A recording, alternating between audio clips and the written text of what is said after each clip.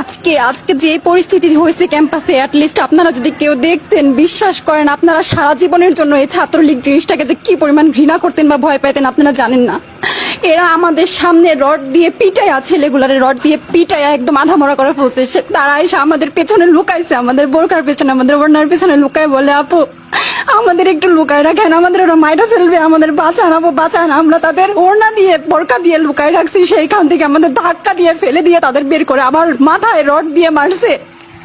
এমন অবস্থা।